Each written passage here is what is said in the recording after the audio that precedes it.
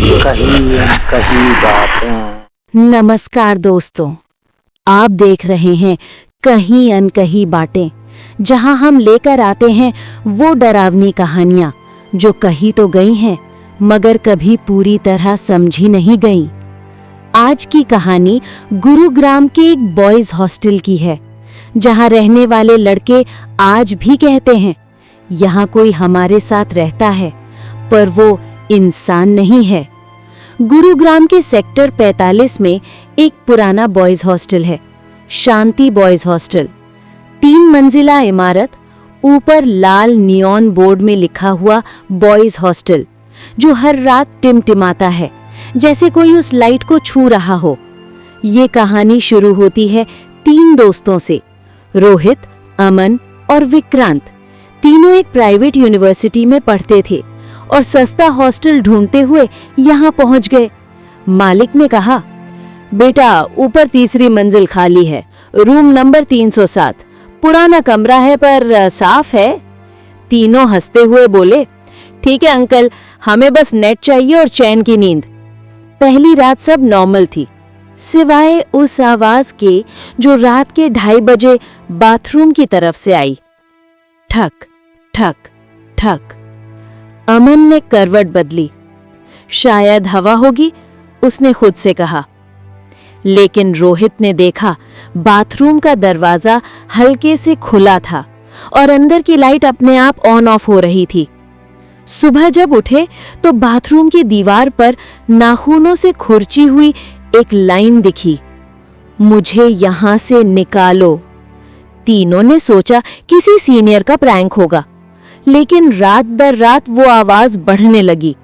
कभी दरवाजे पर ठक ठक, कभी किसी के चलने की आवाज और कभी ऐसा लगता जैसे किसी ने बिस्तर के नीचे कुछ घसीटा हो। तीसरी रात विक्रांत ने कहा, यार मैं आज इस बात का पता लगाऊंगा। वो अपने फोन का कैमरा ऑन करके बाथरूम की ओर बढ़ा। लाइट बंद थी।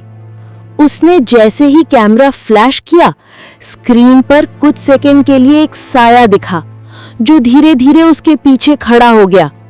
अगली सुबह विक्रांत बिस्तर पर था, लेकिन उसका फोन टूटा हुआ मिला और उसके हाथों पर नाखूनों के गहरे निशान थे। जब अमन ने सीसीटीवी फुटेज देखी तो उसमें सिर्फ इतना दिखा कि विक्रांत रात को अपने कमरे के बाहर गलियारे में चला गया और वापस कभी नहीं आया।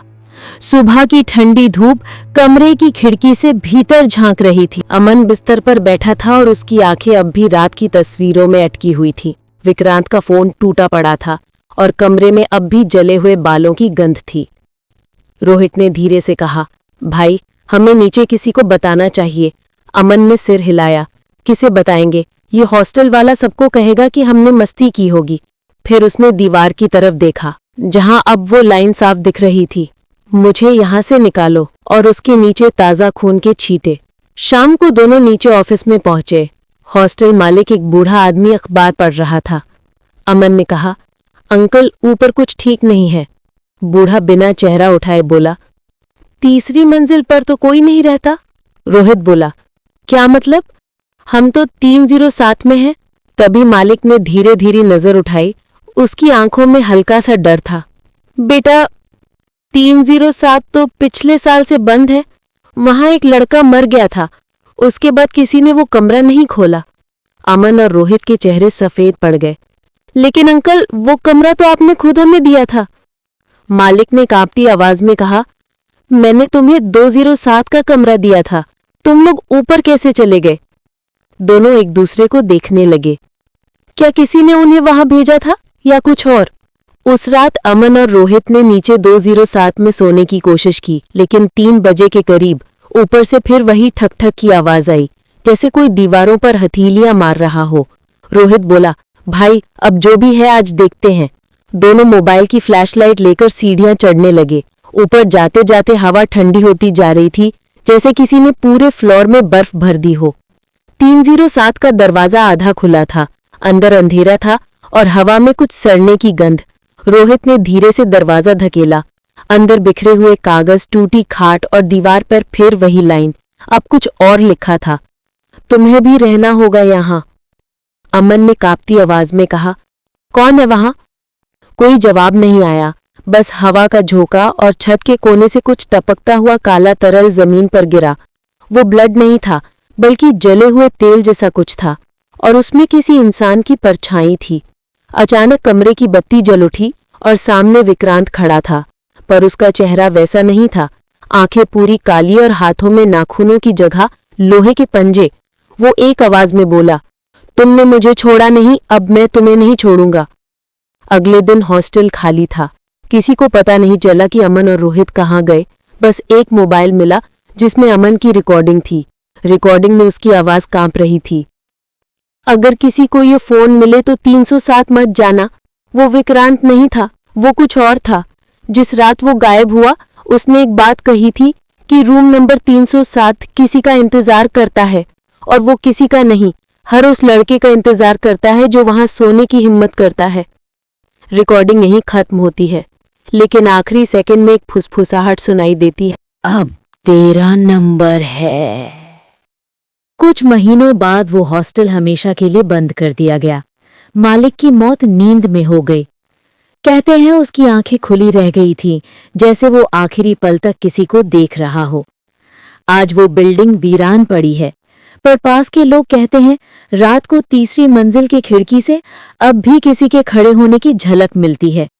वो झिलमिलाती लाल लाइट अब भी जलती है और हवा में कोई नाम पुकारता है, विक्रांत। रात की हवा उस पुराने हॉस्टल के आसपास अजीब सी गूंज पैदा कर रही थी। सड़क के उस पार खड़े पीपल के पेड़ के पत्ते भी जैसे हर हल्की हवा के साथ फुसफुसा रहे हों। पुलिस ने शांति बॉयज हॉस्टल को सील कर दिया था, पर किसी को ठीक ठीक नहीं मालूम था कि अंदर क्या हुआ था।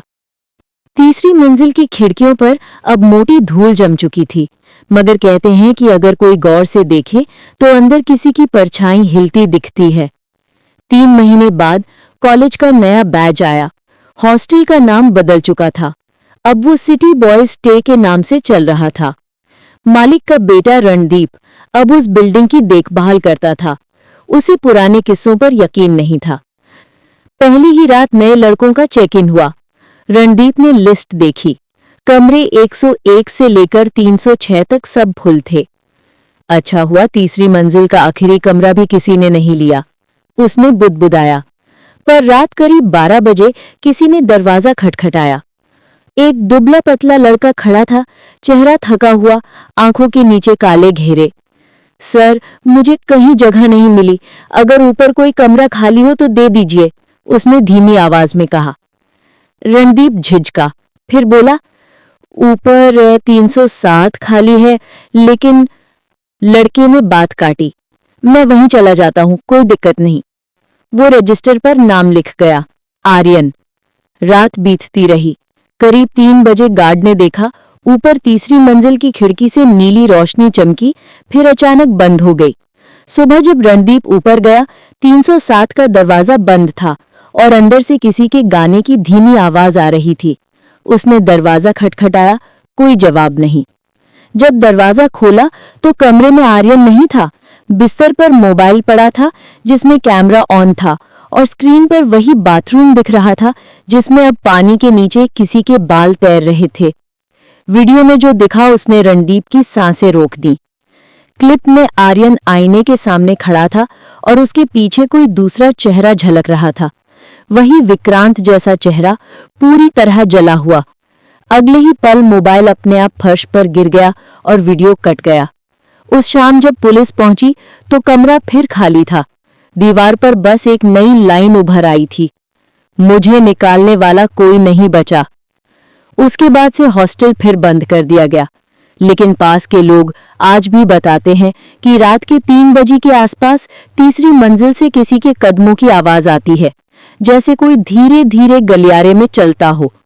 लोग कहते हैं अगर कोई उस मंजिल के पास रुक जाए तो उसे अपने कान के पास एक हल्की फुसफुसाहट सुनाई देती है, अब तो रह ले थोड़ी देर, अकेला नहीं रहेगा। और अगर ध्यान से देखा जाए तो लाल नियॉन बोर्ड पर आज भी बॉयज हॉस्टल के एस अक्षर के नीचे हल्की सी दरार है। उस दरार से हर रात कोई छाया झांकती है, वही जो कभी विक्रांत थी, कभी आर्यन और अब शायद कोई और। क्योंकि कुछ जगहें सिर्फ यादें नहीं रखती, वो आत्माएं भी रख लेती हैं। और गुरुग्राम का वो हॉस्टल आज भी उस श्राप को संजोए हुए है, जहां दरवाजे तो बंद हो जाते हैं, लेकिन किसी के जाने के बाद भी कमरे खाली नहीं होते। कहानी वहीं से फिर शुरू होती है जहां सब कुछ खत्म लग रहा था, लेकिन डर की बात यही है, ये कभी खत्म नहीं होता।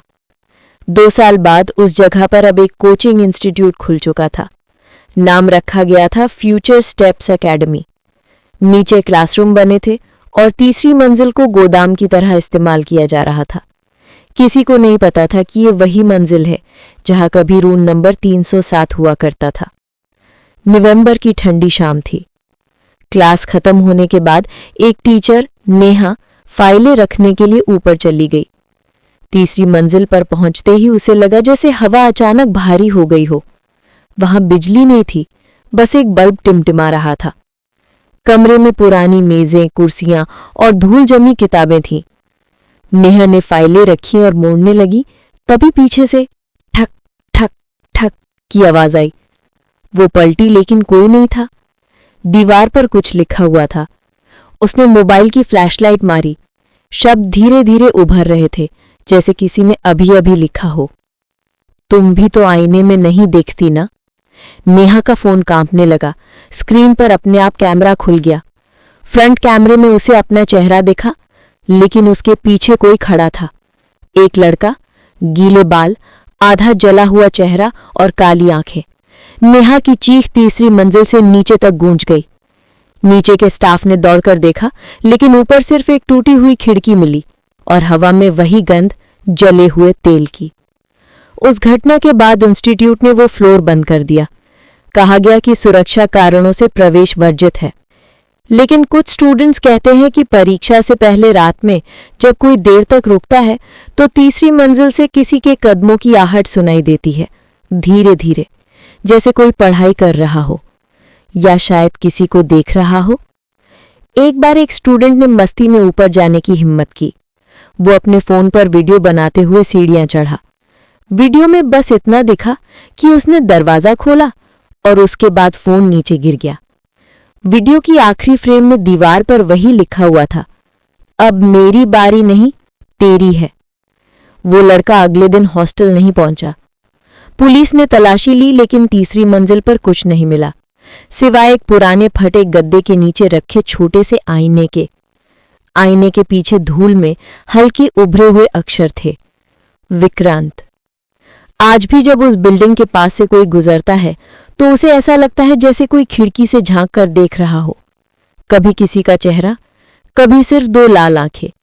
और गुरुग्राम के उस हॉस्टल की कहानी आज भी अधूरी है, क्योंकि हर कुछ महीनों बाद कोई ना कोई नया किराएदार, नया स्टूडेंट या कोई अनजान राहगीर उस मंजिल के पास से गुजरता है और फिर गुम हो जाता है। कहते हैं जो उस जगह की सच्चाई जानने की कोशिश करता है वो खुद उस कहानी का हिस्सा बन जाता है। रूम नंबर 307 अब कमरे का नंबर नहीं रहा, वो एक पुकार बन गया है जो हर रात 2:30 बजे किसी की नींद तोड़ देती है और कहती है, अब आ भी जा। और दोस्तों, यही थी आज की कहानी, गुरुग्राम का हॉन्टेड बॉयज हॉस्टल, जहां डर खत्म नहीं होता, बस नए नामों में जिंदा रहता है। आप सुन रहे थे कहीं अनकही बातें, जहां हर डरावनी कहानी एक सच्चाई कहती है और हर सच्चाई कुछ अनकही छोड़ जाती है।